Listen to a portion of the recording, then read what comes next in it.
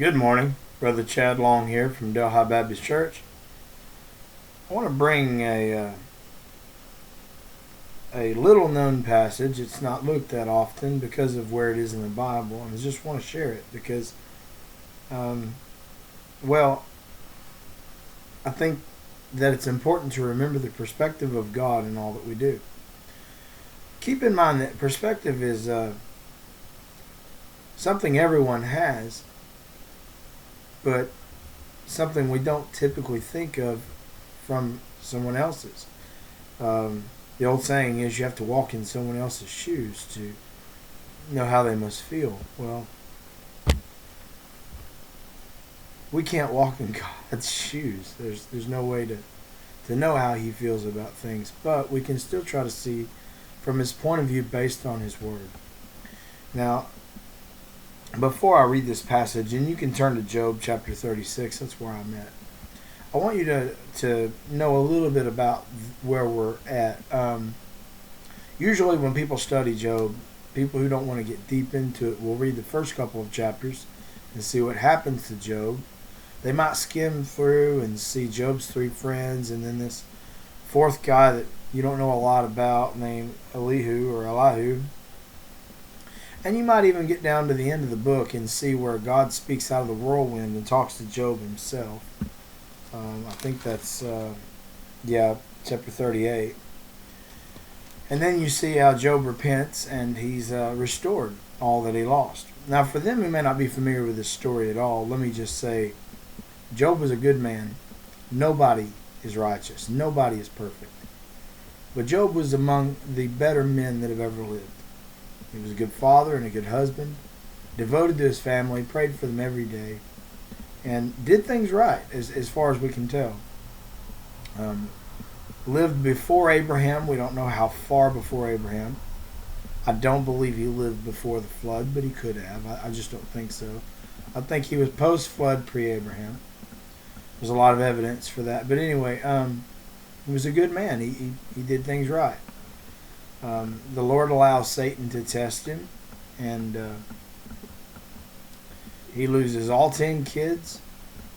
His wife, he and his wife have a pretty good disagreement, and he loses a great deal of his wealth and his own health. He gets some pretty bad boils on his body, and he loses his health. So he had his health and his wealth and his family. Those are the things even today that we would say are important to us. He loses all of those. He doesn't lose his wife, but he probably wanted to for a while. They don't see eye to eye after all of this. This is another example I won't get into today, but if you just from the wife's perspective, before you judge her too harshly, she lost 10 kids too. She lost her wealth too, her security.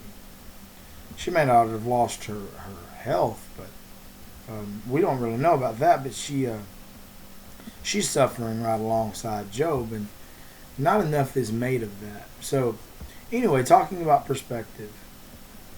The three friends of Job came with their perspectives. The wife had hers. She said, curse God and die. Job had his. He kept saying, I've done nothing to deserve all this. And while that's not completely untrue, he's not sinless either. I know, personally speaking, if I had been Job, I would be racking my brain. What did I do? I don't think I've done anything that bad, but I had to have done something. I would have racked my brain, and I would have admitted to something, because none of us are sinless. Well, Job gets arrogant and prideful and begins to think that he's done nothing wrong, and that's his problem. But what I find interesting about this passage, and we're fixing to read it, is just the idea that someone took God's perspective. And if you and I will do that every day of our lives, look at things through God's eyes, or try to. You say, well, how do I see from God's perspective? You really can't unless you study your Bible. This book will show you the way to see from God's perspective. It'll shine a light on the things He wants us to see and on the ways He wants us to go. Elihu speaks for several chapters here. I don't remember right where he started. I want to say it's like chapter 33, but anyway, for several chapters here, he's talking, and all of this is good. He's arguing God's perspective, but I landed on chapter 36 for a reason. So if you will direct your attention to verse 1, where Elihu also proceeded and said, Suffer me a little, and I will show thee that I have yet to speak on God's behalf. Now he's been speaking on God's behalf. He gives his interpretation of the events in Job's life. He tells him what he thinks is going on, but he tries to look at it from from God's perspective. What basically his whole argument in a nutshell is, God doesn't do anything without reason. There's a reason. You may not know what it is. You may not want to admit to a particular sin. You may not even realize that you did a particular sin, or whatever the case might be, but God doesn't do these things without cause. So if God has permitted this to happen to you, there is a reason, and you need to acknowledge that and see it from God's perspective. That was Elihu's whole argument. But he says in verse 3, he says, Suffer me a little, or 2, he says, Suffer me a little, and I will show thee. It means allow me, and I'll show you that I've not even begun. I have yet to speak on God's behalf. He says, I will fetch my knowledge from afar, and will ascribe righteousness to my Maker.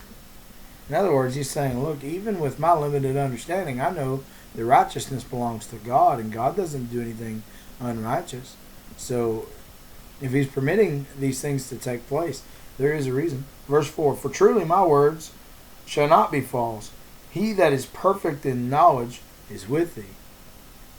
I love that, Elihu is not considered one of Job's friends. When you read about the story in from a distance, people will tell you about Job and his 3 friends.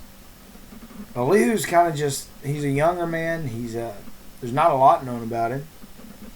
He's not considered one of Job's friends because he doesn't come to console Job. He just comes to give a different perspective. I love that the beginning of his name starts with Eli, because it's like a foreshadowing of Elijah or John the Baptist, because he's very matter of fact. He's very seemingly very godly, and he does share with us God's perspective. And he says, and this is so good, he says, He that is perfect in knowledge is with you. So the one that knows what's going on, he's with you. And I would go so far as to say, what he's insinuating here is, why don't you ask God directly? Instead of mouthing off about it and arguing back and forth with these yahoos over here, or with your wife, why don't you go to the Lord yourself and just ask Him, why is this happening? What's going on, Lord? I know you're a righteous God and a good God, and you don't permit these things without cause, so what's going on? Now, it doesn't say that, but it might as well, because he says, He that is perfect in knowledge is with you. And if He's with you, then you should be able to discuss these things with Him. Verse 5, he says, Behold, God is mighty and despiseth not any. He is mighty in strength and wisdom. Now I'm going to stop there because there's not time to read the whole chapter. But I will tell you that it's a recurring theme. If you jump down to verse 26, he says, Behold, God is great, and we know Him not, neither can the number of His years be searched out. For He maketh the small drops of water, they pour it out in rain according to the vapor thereof. He goes on and on, glorifying God. And I'll say this, anytime you want to share counsel with someone, anytime you want to try to help somebody, you need to do it from God's perspective. Anytime you want to improve your life or someone else's, you need to do it from God's perspective. And honestly, if we'll begin to see things God's way instead of our own way, we'll remove a lot of sin out of our life. Our problem is and has always been that we see things through our own eyes.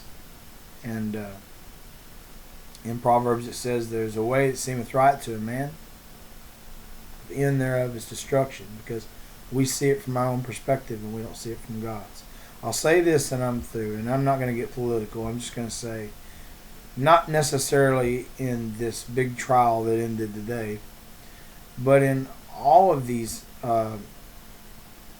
trials, with these high-profile trials with police officers and the victims, there's more than one perspective there, and it's not my place to say who's right or who's wrong. But if you can understand the difference in perspective, there's a difference in perspective between a husband and a wife. Typically, a husband and a wife will see both be looking at the same situation and see it differently. Well, no matter how many different perspectives you throw at something, the one that matters is God's. It doesn't matter to me what Derek Chauvin thought he was doing when he knelt on George Floyd, who obviously deserved to be arrested but didn't deserve to be killed. I don't know what his perspective is. It doesn't matter. God's is what matters. And from George Floyd's perspective, I'm sure he felt like he was being mistreated. He's handcuffed and he's already restrained. No need to hold him down in that way. But I'm not going to defend either of these men or their perspectives. I just want you to understand God's perspective is what matters. In every situation, in all things, in everything we do. If we will stop looking at things from our own perspective, see it from God's, things would be better. And that goes for the Supreme Court. It goes for everybody in office. It goes for this entire country. I don't care what the law says. I don't care what someone's perspective is. I care what God's thoughts are on it. So anyway, I just thought that was interesting. It's something that's taught throughout the Bible, but we would very rarely look closely at the book of Job. So glad I could share that with you today, and I hope that it helped you. You guys have a wonderful day, and God bless you.